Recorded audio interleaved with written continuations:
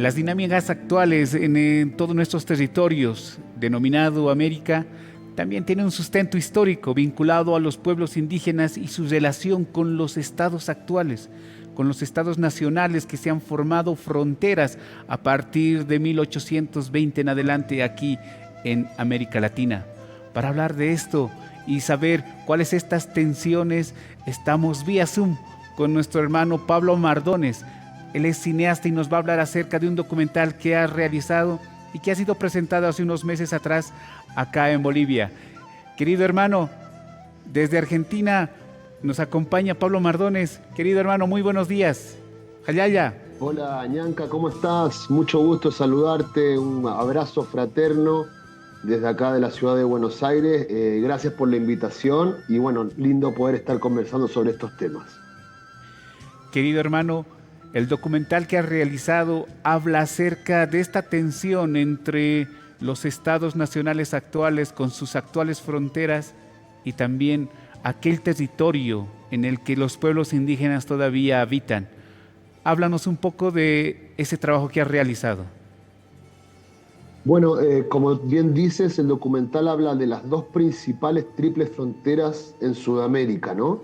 La triple frontera andina entre Perú, Bolivia y Chile, y la triple frontera del Paraná o del Paraguay entre Paraguay, Brasil y Argentina, ¿no? Lo interesante es que estas dos triples fronteras se formaron más o menos al mismo tiempo en el siglo XIX y son producto de dos grandes guerras, probablemente las últimas dos grandes guerras que involucraron a muchos países, que son la Guerra del Pacífico, donde Bolivia perdió su soberanía marítima, y la Guerra del Paraguay, donde Paraguay perdió gran parte de su territorio, ¿no?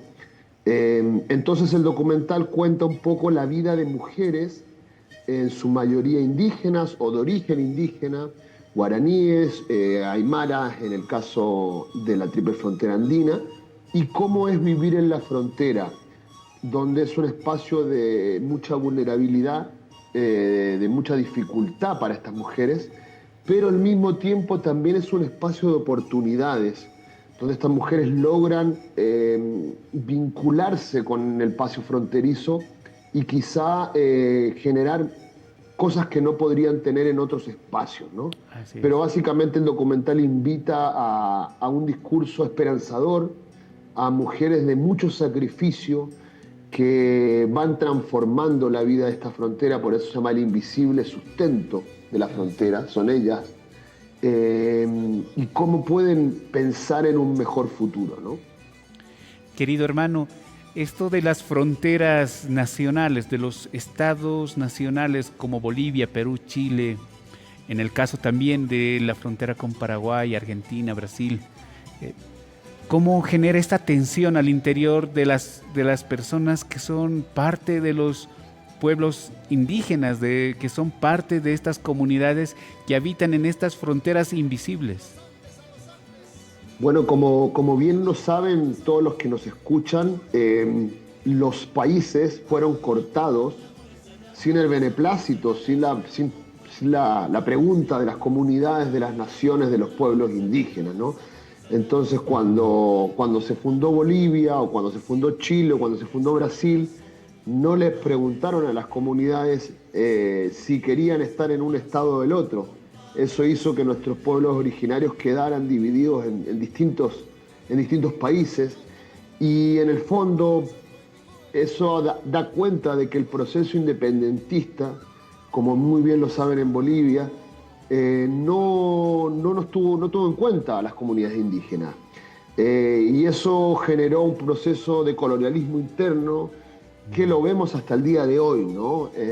Y que ha implicado que estas personas quieran cruzar o deseen cruzar. Por suerte hoy en día existe el convenio 169 de la OIT, pero muchas veces no se respeta lo que se debería respetar. Entonces hay muchos problemas para estas personas que cruzan la frontera, donde siempre son amenazados por militares, por gendarmes de frontera, por la policía, y no pueden generar la vida que han tenido ancestralmente de cruce. Pablo, sabemos que, por ejemplo, en la frontera tripartita entre Perú, Bolivia y Argentina está la comunidad aymara. de habla aymara, de tradiciones aymaras en el mundo andino, que nos han dividido efectivamente. Sin embargo, todavía hay esta relación cultural que subyace a estas fronteras, vamos a decir, las actuales y modernas de los estados nacionales. Exactamente, querido Ñanca. Eso es muy interesante porque en el caso de la nación aymara, pese a estar dividida entre 3 o 4 países, hay un proceso o hay un etos cultural tan poderoso que implica que esas fronteras no se hayan roto. Por ejemplo, a mí me ha tocado trabajar mucho en el norte chileno y yo veo, por ejemplo, cómo en las festividades aymaras van participantes desde el lado boliviano, van tarqueadas, van comerciantes, van músicos, van bailarines.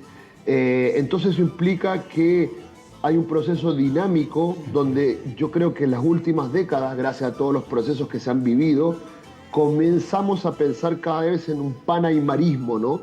En una ilusión que tiene la nación aymara, que quizá en algunas décadas antes era impensable y hoy cada vez se ve con más fuerza, ¿no? A Chile llegaron elementos que quizá antes no era tan común ver, como la misma chacana, ¿no? O como la misma huipala, por ejemplo, en el municipio de Alto Hospicio hoy en día flamea una enorme huipala que es fruto de estos procesos, ¿no? De un proceso de etnificación, de un proceso de panaymarismo, y es muy interesante lo que está pasando realmente. Querido hermano, para ir cesando la entrevista, agradecerte mucho por estar aquí en el Taipi y por favor invítanos una vez más para poder ver dónde podemos ver tu material o en qué momento también va a ser público este documental tan importante que has realizado acerca de estas tensiones territoriales. Muy bien. Bueno, el documental ahora está girando por distintos festivales. Por fortuna le ha ido muy bien. Hace unos meses ganó un festival en Los Ángeles. También ganó un festival en Perú. Ahora salió seleccionado para un festival de pueblos originarios en Estados Unidos. En fin, está dando vuelta con bastante éxito. Por suerte tuvimos esta presentación en febrero en el Museo. Vamos a tener una prontamente en Argentina. Vamos a ir a la Triple Frontera del Paraná, que todavía hay una deuda ahí. A fin de mayo se va a mostrar en Bolivia, en Arica. Y al cumplirse un año de su estreno, que fue en México en noviembre del año pasado, va a quedar público, subido en el canal de la productora, que es alpacaproducciones.com, y ahí lo va a poder ver todo el mundo en su casa desde YouTube. Así es, mi querido. Muchísimas gracias, querido Pablo. Vamos a estar en contacto y vamos a seguir acompañando todo este proceso que nos invita a reflexionar acerca de estas tensiones territoriales. Porque somos hermanos, por ejemplo, él hablaba de lo aymara, somos aymaras de un territorio más amplio que está dividido por fronteras invisibles. Vamos a un corte y retornamos aquí en el Taipi, la comunidad de la vida.